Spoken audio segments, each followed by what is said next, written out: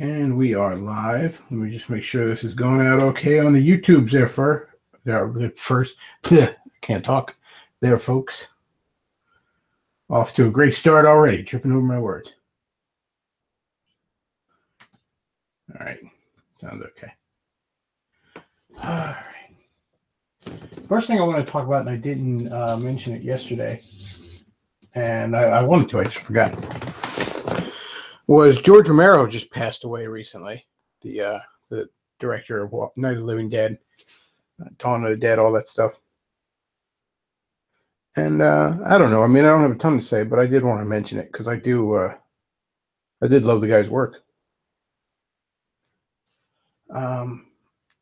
It really helped shape the horror genre there.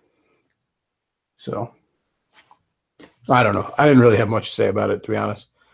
But I do thoroughly. Night of the Living Dead is a fantastic movie. Hell, most of the remakes, even the worst ones, are still decent. Same with Dawn of the Dead, and the 2004 remake's pretty good. Those are damn solid flicks.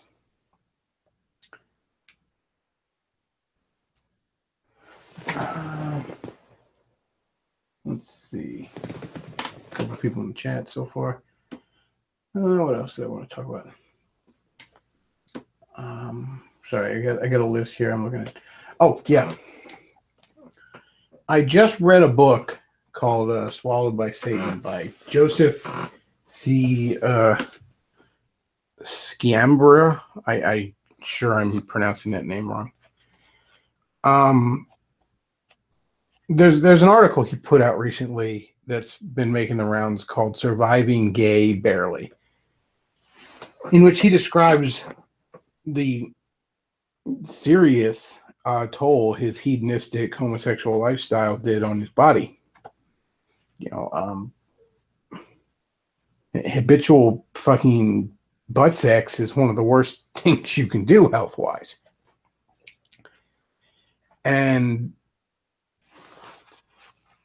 he in this book, he goes into more detail about, I mean, again, you have to take his word for it. I know, the fedoras are tipping out there, but he believes, he was under full-on demonic influence through most of his life before returning to his childhood Catholic faith, although he never really had it as a kid. It was the faith of his family, I should say. It's a pretty damn good book. I can't say I agree with everything in it, and it's honestly a bit too Catholic for my taste, but and he became heavily Catholic when he converted to the point of, I would argue bordering on idol worship of some of the saints, and I don't know. So much of Catholicism seems like just Christianity for Christians that can't quite give up paganism.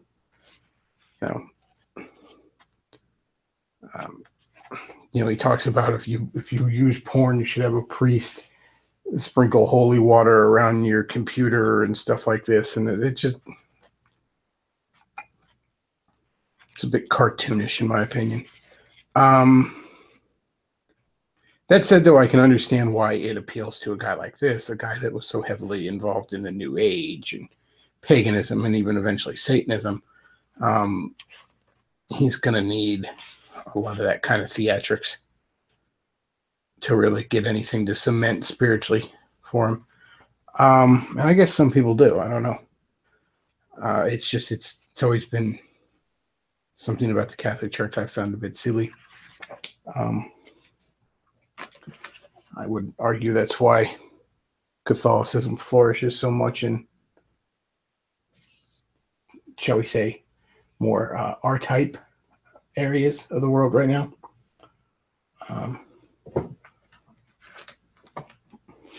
But nonetheless, it is actually a very, very good book. I think it falls just a bit apart at the end. Like, he has a whole chapter devoted to Jesus' stepfather, Joseph, which again, I think borders on damn near idol worship of the saints. And basically, he turns Joseph into his new man crush to try and direct his urges into a non-sexual direction. Which I guess is understandable. I get why he may need to do that. I just don't think it's the most spiritually mature thing in the world to do. But again, sometimes we all need our crutches. All in all, though, it's very haunting book about the dark road of hedonism. Really, I recommend it. You know, I got it just yesterday in the mail, and I'm already done with it.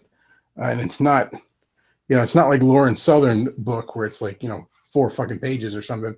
You know, it's not the thickest book in the world, but it's an actual real book. Lauren.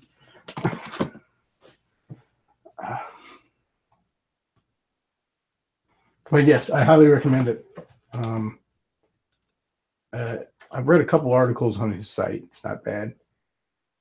And Surviving Gay is definitely an article you should look up. The book is called Swallowed by Satan: How Our Lord Jesus Christ Saved Me from Pornography, Homosexuality, and the Occult by Joseph C.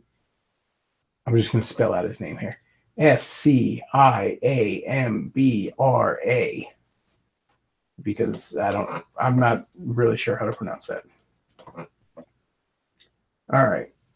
So, yeah, do check that book out. Very interesting stuff. I might even do a full review. I don't know. Maybe if I was still doing my blog, I'd do a full written review. The other thing I want to talk about, two different stories, and I'll probably take a look at the chat. Oh, before I forget, I will most likely, I mean, like 90% certain, not be doing a show on Saturday. I have other things going on, just personal stuff I need, you know, that needs my attention. And so, yeah, there won't be a show on Saturday, almost certainly. I was thinking I might do one just very, very late. But, you know, I also have church in the morning, so I don't want to do doing too late. We'll see. But 90% certainty there will not be a show on Saturday. Just have stuff going on. I might try and do a Sunday show to make up for it, but we'll see. We'll see what's going on with that. But, you know, in all fairness, I almost never miss a Saturday. So, you know, I'm not like Angry Joe's taking off 2 months here. Probably because he's fucking afraid of Mr. Medicare's video. Which is actually the next topic I want to get into. Angry Joe is having a fucking meltdown. He hasn't uploaded almost anything in a while. He hasn't done game review in months.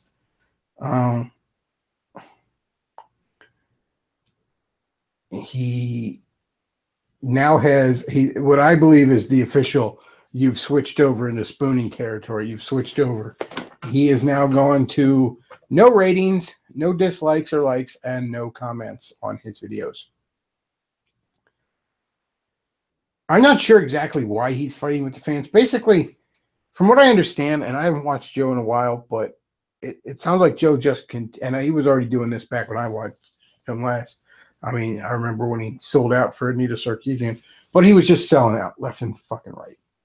And, you know, his fans, I mean, you know, his original appeal was, you know, speaking, you know, that he was the voice of the voiceless among the gaming subculture. And he was watching out for the consumer and the little guy and all this other bullshit.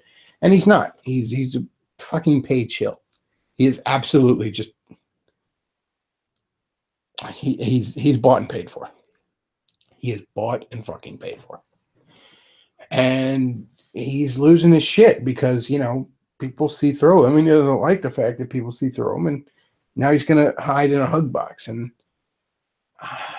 that's the beginning of the end. And I mean, don't get me wrong, Joe is extremely successful at what he does. Yeah, he's sold out, but he sure got money for it. But in my opinion, this sort of thing, that marks the beginning of the end. I don't think you can keep doing that. And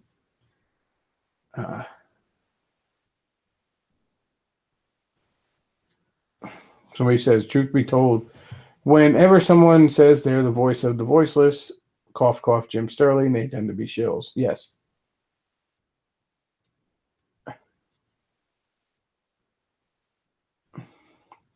Joe is angry because his fans just don't understand that he needs a vacation from doing such hard work like watching movies and playing video games. Duh. I don't, when you have a full-time business like Joe does, you'd think he'd just have some videos fucking lined up to take some time off, but whatever.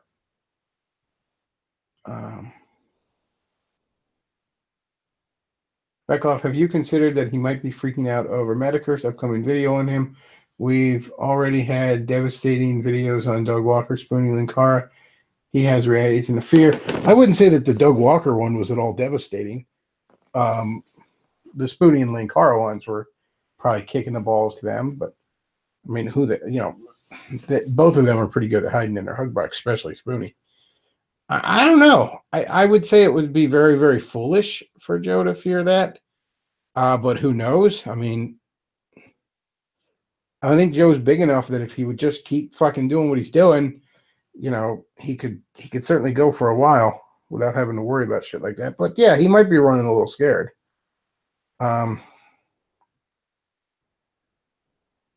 He sure might be. And Mr. Medicare said right here on this channel that, if he can get all the evidence together for this thing he supposedly discovered about Linkara, that, and I quote, Linkara's fucking done. So we'll see where that goes. Let's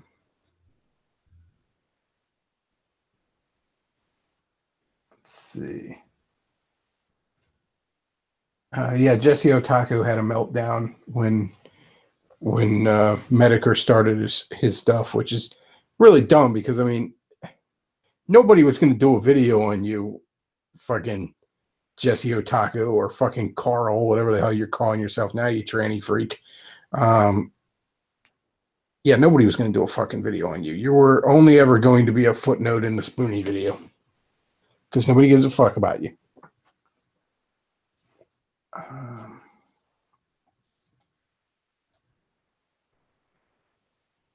All right. The other thing I wanted to get into, and I might look at the chat a little bit, and then we'll see where we go from there, is the ADL decided to do a little list of all the alt-right / alt-light, evil, hateful, oy vey, not remembering the 6 million there goys.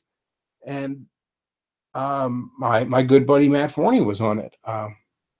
It's kind of interesting. I keep hearing from a certain section that Matt Forney is irrelevant. He doesn't matter. And it's interesting.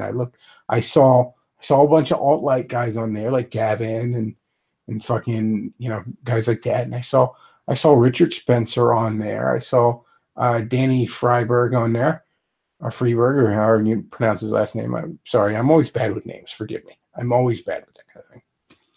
And I saw Forney on there, and I saw Cantwell on there. I saw fucking Weave on there.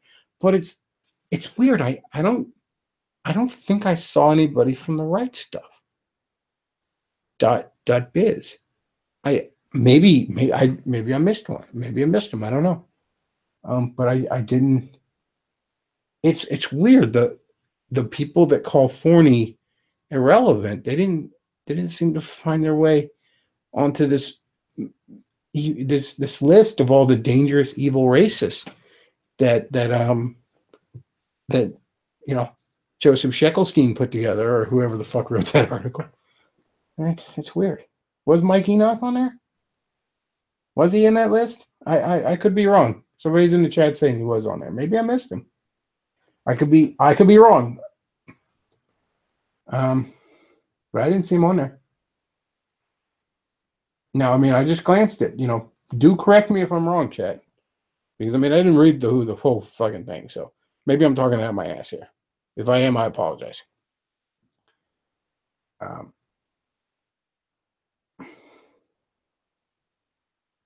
Mike Enoch was on the ADO list, as was Greg Johnson. That was it as far as Matt Forney's haters go. Oh, okay. All right. Well, all right. Well, I stand corrected. I didn't see him on there. I skimmed through it. I think I did see Greg Johnson on there, but all right. Well, shit. I guess I was talking on my ass there. How about that? Somebody says, were JonTron and PewDiePie on the list? No, I don't think they were.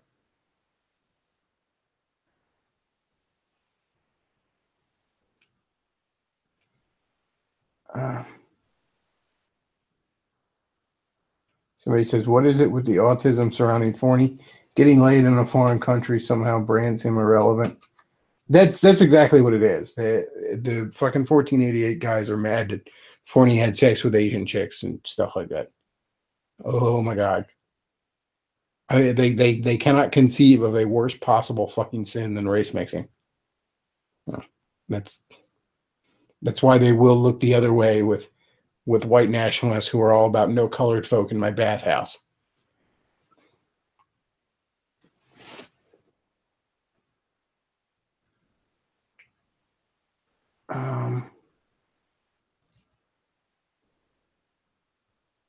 Let's see. What hasn't the ADL considered to be racist at this moment? Oh, the ADL is just digging their own hole.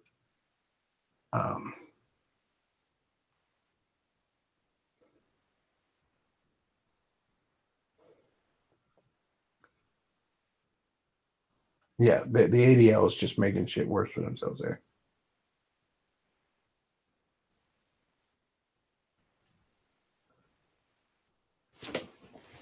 Scrolling up on the chat there.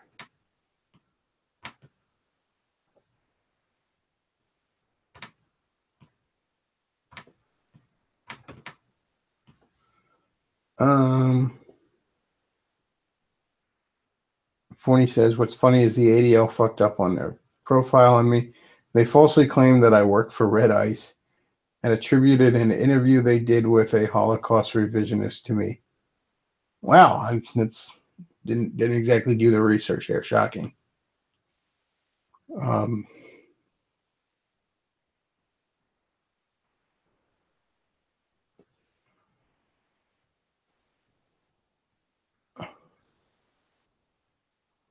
Let's see. Forney, leave it to the alt-right to think functioning like a healthy human male is degenerate. I don't know. I'm counter signaling. I know I'm counter signaling. Woe is me. Yeah, I'm so terrible here. But I'm so sick of it. I'm so sick of it. They just focus like a laser. Forney's a race mixer. Yeah, I'd one of them be like, "Oh, Bechtloff, you're a hypocrite because you're friends with Forney." While you're criticizing Ghoul. I'm criticizing Ghoul because he was grooming a teenage boy that was an impressionable fan of his, and but Forney's just as bad because he slept with an Asian chick. I don't even know what the fuck to say to that shit. Oh, your friends are a bunch of race mixers.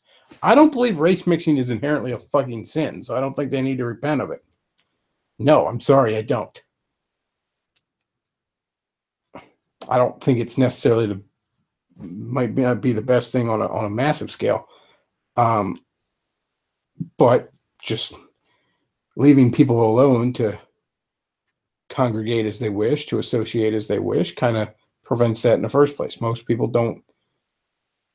aren't attracted outside the race.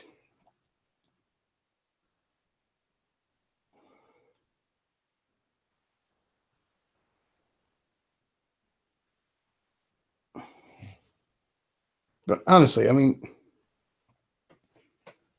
I'd fucking marry outside my race. I wouldn't really think that much of it, to be honest. If I met a woman that I was attracted to and I had a connection with, and she was a good Christian girl, yeah, I'd fucking marry with her. She'd be Asian. She'd be fucking Hispanic. She'd be black. Now, I'm not especially attracted to most black women, so that's not likely to fucking happen. But there are some exceptions.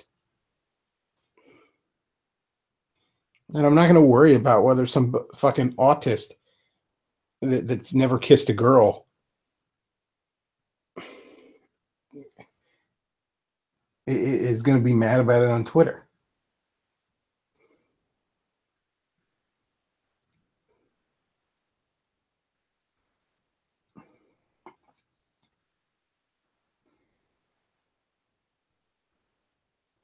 Somebody says, would you go Asian, a good-looking evangelical Asian woman? Yeah, I don't see why not. Now, again, I don't find most Asian women that attractive. That's not my type. That said, though, there are there are some I certainly would find attractive. If it happens, it happens. You know, life's fucking short, man. Especially in an age of fucking bitchy feminists and the way they poison the relations between the sexes.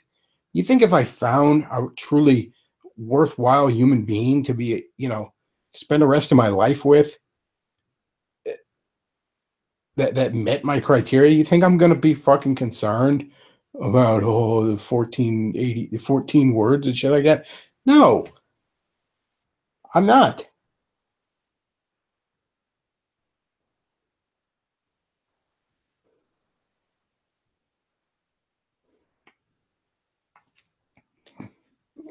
I mean, look, I'm very proud of my heritage, very proud of what white people have accomplished. We have no unique crimes. We have plenty of unique accomplishments. And yeah, I'd like white people to continue to fucking exist. Um, but while race matters, it's not all that matters. And I have much more of a loyalty to my Christian brothers and sisters than my so-called white brothers and sisters.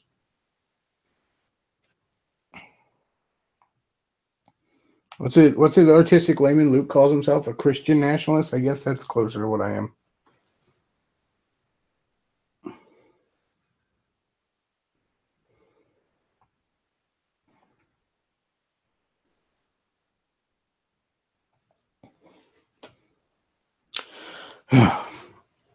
Sorry, kind of kicking an idea around in my head there. I didn't want to quite say, so apologize for the dead air. I'll take a look at that list because I did miss Mikey Knock on there. That's my honest mistake. Um,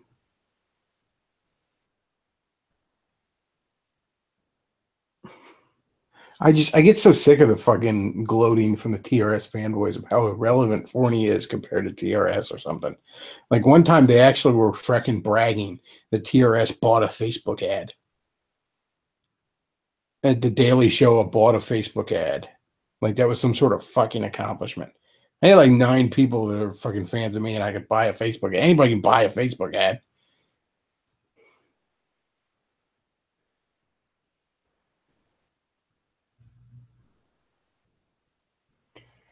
Um, Somebody says switching topics. How's the job search going? It's going.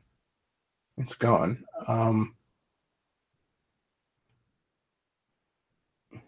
It basically boils down to, I mean, while I have unemployment, I'm not going to take little pissant part-time jobs. I like I'm not going to. There's a lot of temp services in the area, and I'm not signing up for them for one of those temp to hire jobs where they send you somewhere for a week and that's it. Um, or not are temporary jobs. I want temp to hire. So that just takes inherently longer to find. But there's actually a few temp services in the area, and I've registered with a bunch of them. And most of the good jobs I've had have started out kind of a temp to hire situation. Companies in this area fucking love that shit. It's a good way to screen people because you don't need a good reason to fire a temp. You just no longer need his or her services. So companies love. Plus, when you're still a temp, they don't got to pay benefits. Um, so that's 3 months. They don't have to give you health insurance or however long the period is before you're hired. It's usually about 3 months, 90 days.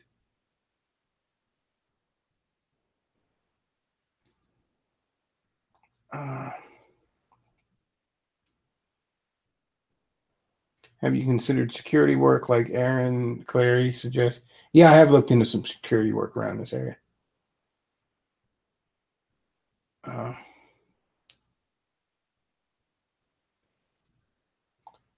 Let's see. And I mean, there's been stuff I've kept myself busy with too. So it's not like I'm just sitting around the house all fucking day with nothing to do. You know, I've had other projects going on.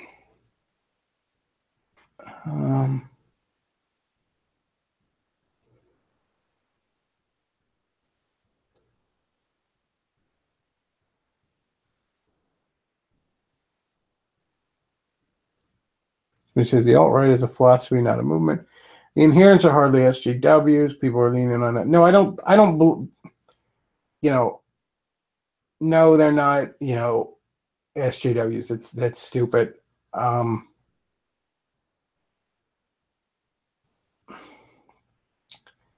The biggest problem I have with them, I mean, is the more hardcore aspects of the alt-right are just bound together by one issue of which they are completely myopic, and that's just race. Just race. That's all that fucking matters. I mean, can you explain to me how the fuck you can possibly define Richard Spencer as a right-winger aside from the issue of race? Aside from the issue of wanting to preserve the white race, tell me one fucking thing Richard Spencer is right-wing on. He's all about universal health care and a bunch of other economic socialist horse shit. He doesn't give a shit about, you know, gays and abortion and no social issue like that. You know, I was under the impression we just called those leftists.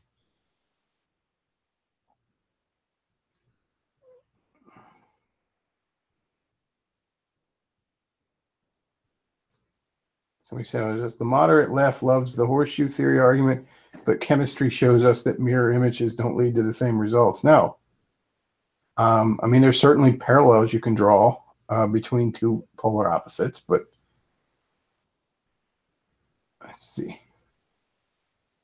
Somebody says, do you currently take welfare? You should. If you don't, I mean, you paid so much into the system. The only thing I'm taking is unemployment. And this is the first time in my life I've taken unemployment.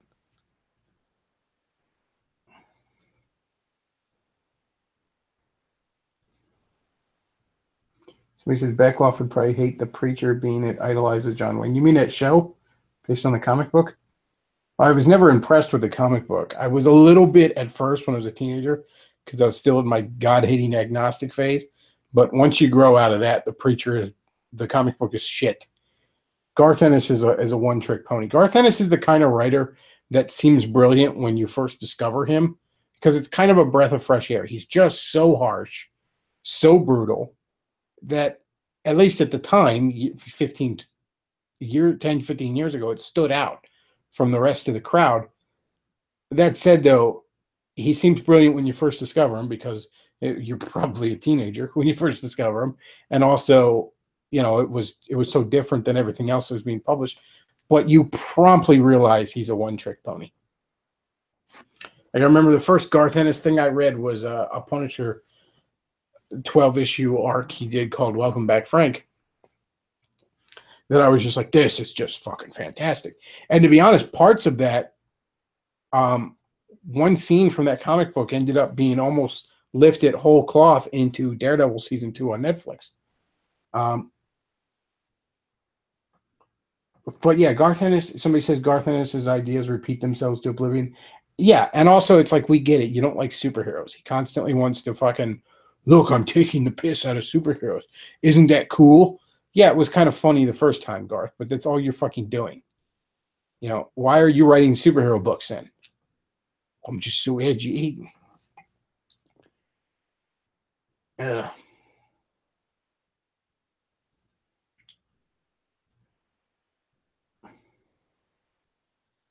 Somebody says Gen Z is conservative, but they're not that conservative, I think. I think they're going to surprise a lot of people. I think they're going to do some 180s on certain social issues that have been forced down their throat, like the faggotry.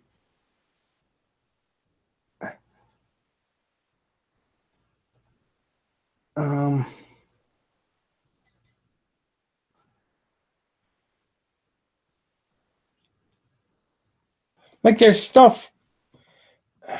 Okay, so like one Garth Ennis thing he wrote that I remember was called The Pro. and it was a story of like a prostitute who becomes like she gets superpowers and she joins a superhero team that's all a bunch of JLA knockoffs. And it's just like, what kind of jokes can I make about JLA characters? And it was somewhat enjoyable because of Amanda Connor's outstanding art. Amanda Connor's one of the greatest artists comic book industry's ever had. That woman is a true genius when it comes to the art of sequential storytelling. The way, there's a sense in which a comic book artist is an actor. And Amanda Connors is a fantastic actress.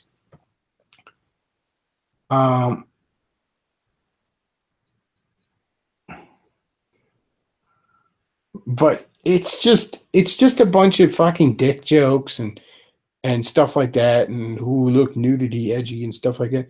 It's amusing, but he acted like it was this genius thing.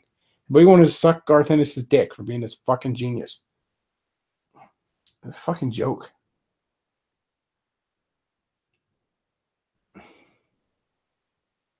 I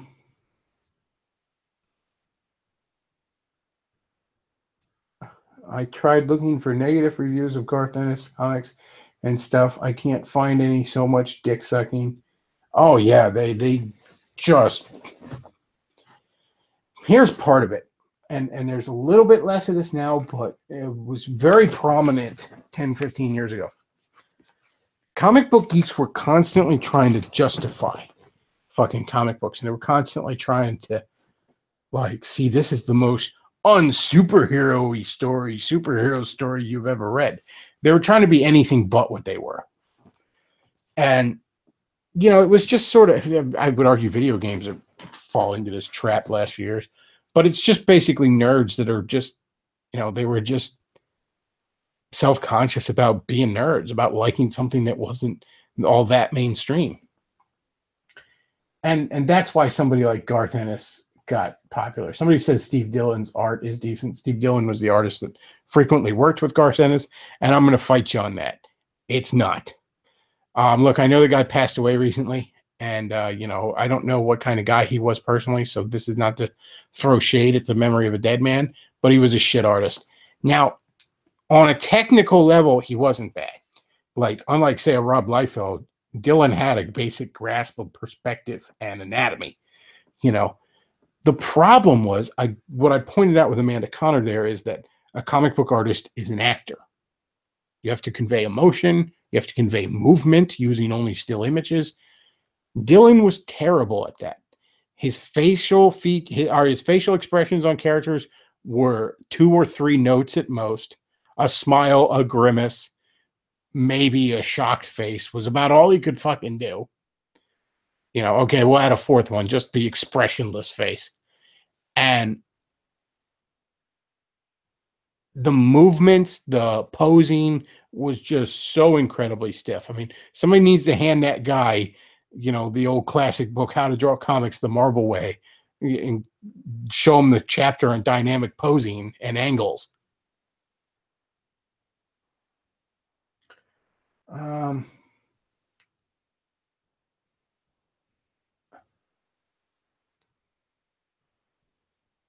Let's see. Hey, you need to get Razor Fist's opinion on that song, Good Night. The Lamb of God song. The new Cut My Life into Pieces single. Let's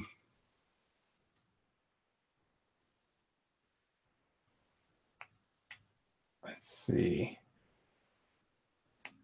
Somebody says I'm on the verge of saying fuck the Republicans. They never get results anyways. Oh, trust me, they get results on the stuff they want to get results on. That stuff just isn't the stuff that you elected them for. Okay? I'm often amazed at how the first time I really noticed this in the 20 years I was really watching politics heavily now. I guess 97, 98 is when I really started. I was old enough that I was really paying attention to politics. I remember in 2006, the Democrats won the House and the Senate almost 100% exclusively on the mandate of ending the Iraq War. And what did they do? They said, we can't end the Iraq War. And they fucking tried to wage the minimum wage or raise the minimum wage. They just wanted to push their bullshit, not not the stuff they were elected for. And the idea that they couldn't win the Iraq war is horseshit, because the House has the purse strings. The House can end fucking anything the government is doing. And the Republicans are no different in that regard. The Republicans, I mean, you know, they don't push for any of the stuff you actually fucking elected them to do. They push for whatever the hell their pet project is. Whatever the hell, and usually Israel. Some shit like that. But yeah, they don't give a fuck about what you wanted them to do.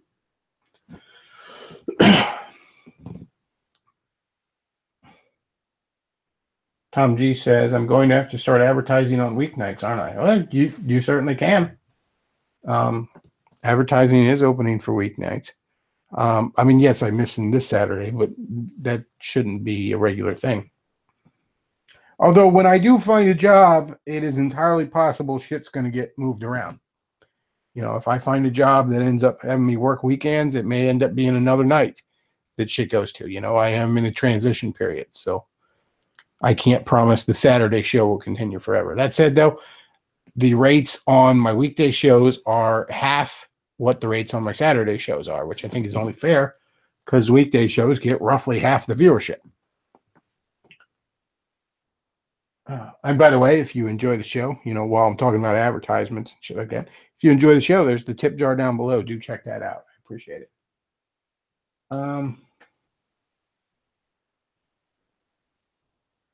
Let's see. People talking about Uncharted. I never played any of those, so I couldn't tell you anything about them. I dug out my Marvel vs. Capcom 2 for the PS2. I was playing that some tonight. I'm gonna take you for a ride. Let's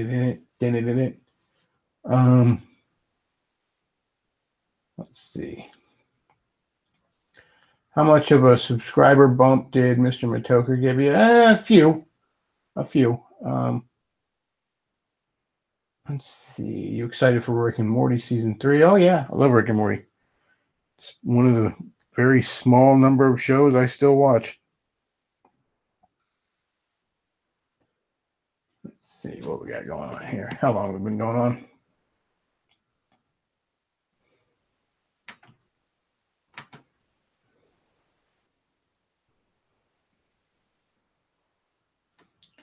Let me refresh this. So it says Marvel vs. Capcom 2 is $80 on Amazon used. That's fucking crazy. Though I have to admit, when I got my PS2 in 2005, I mean, it was a couple years old at this point. It was like 40. You know, and I mean, whereas most used games were like 15 to 20. Marvel vs. Capcom 2 for the PS2 is real pricey nowadays. Yeah, I guess it is. I got a few PS2 games still. That was probably the peak of video games, was that generation. What was that, the 6th generation there? What do I got up there? Pac-Man World 2, Grand Theft Auto San Andreas, Shadow the Hedgehog, Sonic Heroes, Mega Man X Collection, Mega Man Anniversary Collection, Sonic Mega Mix, Ghost Rider, Hulk Ultimate Destruction, Ultimate Spider-Man, Spider-Man 2, Justice League Heroes, X-Men Legends 2, Marvel Alliance, and then Marvel vs. Capcom 2. Yeah, I'm trying to get my hands on a lot more of the Marvel Capcom fighting games, but they're just expensive in fucking general. I mean, right, all I got is I got Marvel vs. Capcom 2, and then I got Marvel Superheroes for the PS1. I mean, I'd like to get X-Men versus Street Fighter, Marvel vs. Street Fighter, you know, Marvel vs. Capcom 1, but I mean, those are fucking pricey. The Punisher game on the PS2 is pretty cheap. Yeah, I've played that a little bit before. Ghost Rider is pretty underrated. If you like Ghost Rider, and I do, he's one of my favorite Marvel guys. The Ghost Rider game on the PS2 is pretty solid. It's just a kind of a beat 'em up. I don't know. I guess you'd call him a God of War clone now or whatever. But when he says bechtloff is a true Shadow the Hedgehog is so edgy you can cut yourself by staring at it. Honestly, I don't dislike that game. It's it's dumb, but I think most modern Sonic games are dumb. I mean, But yeah, it's buggy, and again, most modern Sonic games are fucking buggy, but it's an enjoyable little thing. Um, Same with Sonic Heroes. Yeah. Let's see. Steel did nothing wrong. I disagree. It's fun. More politics, less nerd shit. LOL. Well, there's not a lot of politics shit to talk about now other than the ADL trying to slander people, but what the fuck else is new? Um, Ghost Rider saw it, DMC clone. Yeah, I guess I could see that. Um, and I have San Andreas that just because everyone says it's like a terrible Grand Theft Auto game. I rather like it. Now, that's because I'm a sucker for that early 90s West Coast rap aesthetic. And people are like, the story sucks. Well, I never played any of those fucking games for the story. You know, I got partway through it and then would just dick around in sandbox mode for a while. Hell, the only time one of those games sucked me in story wise was Saints Row 2. That's the only one where I got remotely invested in the story. Let's see.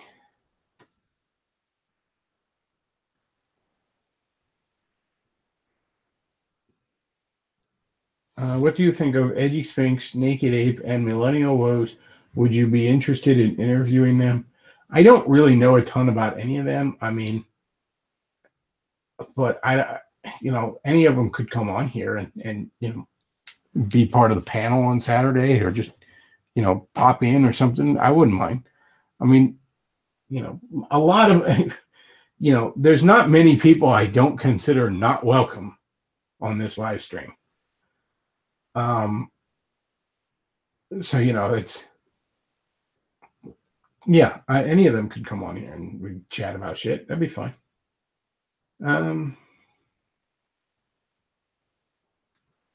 PS2 has such a humongous library of games, so many hidden gems on it.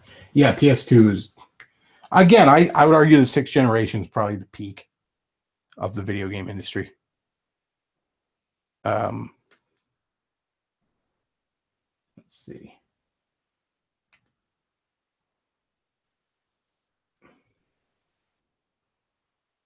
Will we ever see a rival of MVC Origins and MVC2? Do we have to find the ROMs?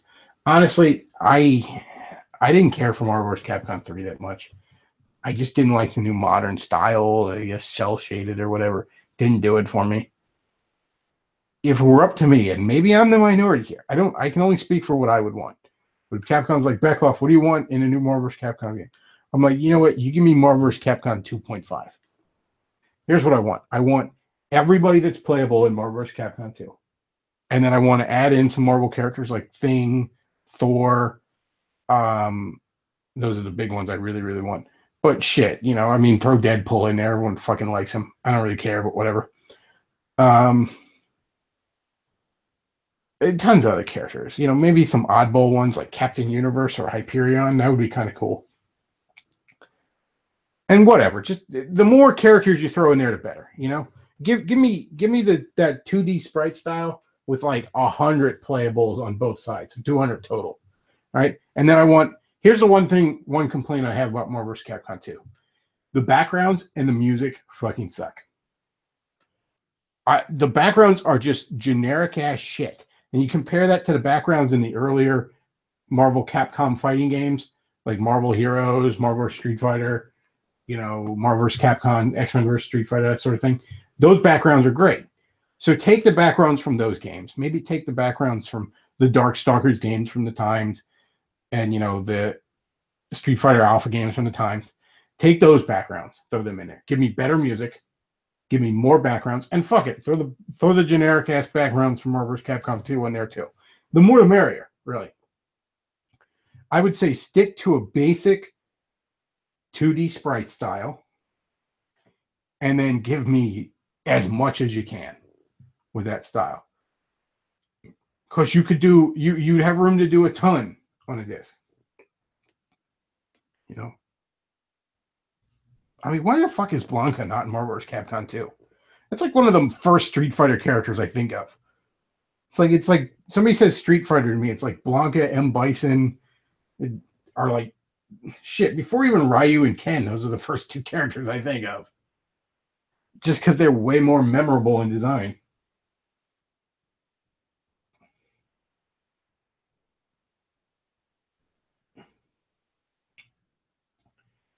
Um,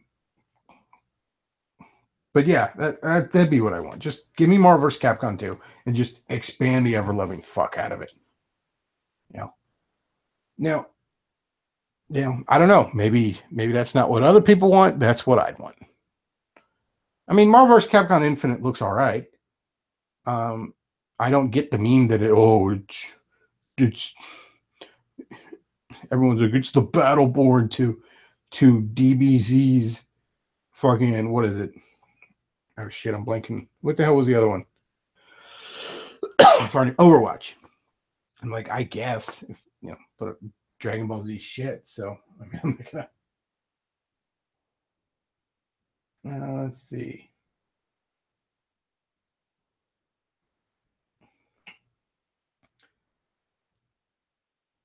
Nothing is 2D anymore because the fags in the industry think people only want fucking 3D shit. Pardon me. Yeah, and it's funny. What was it? One of the Sony executives said about backwards compatibility. Talking about PS1 and 2 games. Why would anyone play this? I don't know, buddy. Why is Marvel vs. Capcom 2 fucking $80 when it's like a 15-year-old game, huh? Why are all the old Marvel vs. Capcom games, Marvel vs. Capcom 1, 2, X-Men vs. Street Fighter, Marvel vs. Street Fighter, Marvel Superheroes, why are they all, you got to sell your firstborn child to get your fucking hands on them? All right. Why are there 4 retro game stores in my sleepy ass rural county alone? Maybe people do want to play that stuff. Just saying. So he says, do black people like DBZ or is that a meme too? I don't know. In my opinion, fucking every non-white nerd I've ever met has fucking adored Dragon Ball Z as like one of their top fucking things ever. So I don't pretend to understand why that is, but there you go.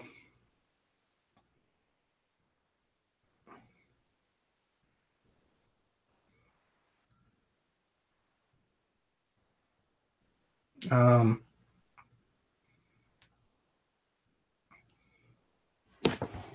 he says Naked Ape may not talk about sexuality that much, but if same-sex marriage is ever threatened, it'll be the only thing he talks about. I don't know anything about him, so him even being a fag is news to me. I don't know what to tell you there.